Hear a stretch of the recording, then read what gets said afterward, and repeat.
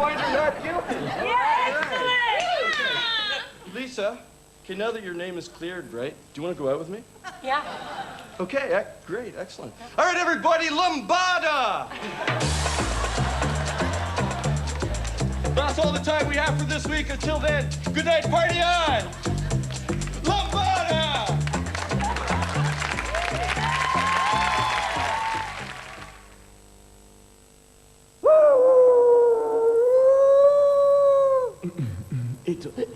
Tonight, in a special investigation into the renewal of Gallic culture, Kirsty Walk launches a regular look at the art scene north of the border. The first edition of The Late Show from Scotland looks at a cultural explosion. The impact of £10 million worth of Gaelic programmes on television screens across Scotland. Is this the way to revive a culture? And whose culture is it anyway? The Late Show, after Newsnight.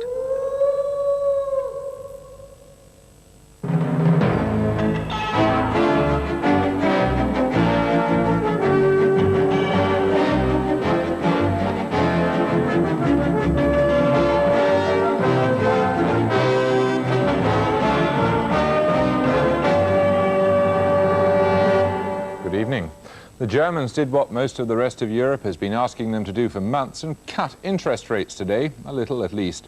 Will a cut of 0.25% on discount rates, 0.5% on the Lombard rate be enough to save the European monetary system from the strains which bounced Britain out?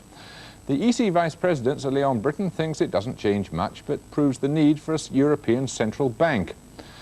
The government's talking about making the unemployed work for their benefits. Is this anything more than a gimmick?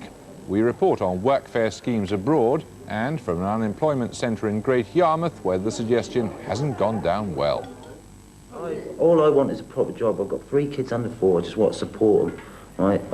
I went offshore last year and missed my baby being born. That's how much I wanted a job. An unemployed office worker, a government minister and the Labour MP Frank Field begin the debate the government claims it wants. And as the Russians float a giant mirror across space with plans to light up the Arctic, we ask what's the future for Russia's space program? The Germans demonstrated it's not just the British government which does U-turns on monetary policy today. 3 days ago, the Bundesbank was facing down howls of anguish from the rest of Europe and saying German interest rates weren't too high. The word ignoramus was the one its president summoned up to describe people who thought they were. This afternoon, he threw in his lot with the ignoramuses, or ignorami. Pressure on the French franc and the Danish krone, which threatened to shake the European exchange rate mechanism to destruction, abated a bit tonight. But whether that'll be enough to save the ERM and what effect it'll have on the pound is still unclear. Cutting German interest rates was the thing the rest of Europe hoped for and no one dared to expect. In 5 years, German rates have gone up 15 times and down only 5. The reaction in the markets was instant, with the pound finally closing up nearly 3 pfennigs at 2.392 marks. But the easing of pressure on the pound may prove to be temporary if Germany doesn't follow up with further reductions in their interest rates. Uncertainty about whether this 0.5% cut in the Lombard rate will be enough to steady the pound and halt a deeper European recession was reflected in the Chancellor's reaction in the Commons. But I'm sure that the whole House will want to join me today in welcoming the reduction in German interest rates that has taken place, something that I think should have taken place somewhat earlier. Even after the Irish devaluation of last weekend, the Bundesbank president had been verbally stressing the need for strong monetary discipline. There was no hint of a rate cut when he addressed bankers in London on Monday, telling them it would not be doing Europe any favours if the Deutschmark were to lose its character as an anchor currency. The problems which some countries have will diminish when more currencies have reached nearly the same degree of stability.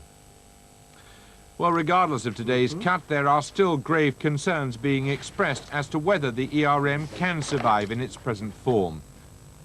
The European Community Vice President, Sir Leon Brittan, was today repeating the British view that the system has fault lines and needs reforming before we can go back in.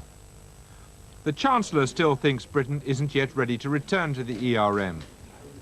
But the Organisation for Economic Cooperation and Development tonight warned that outside the ERM, Britain has to find some other way of convincing people it's serious about controlling inflation.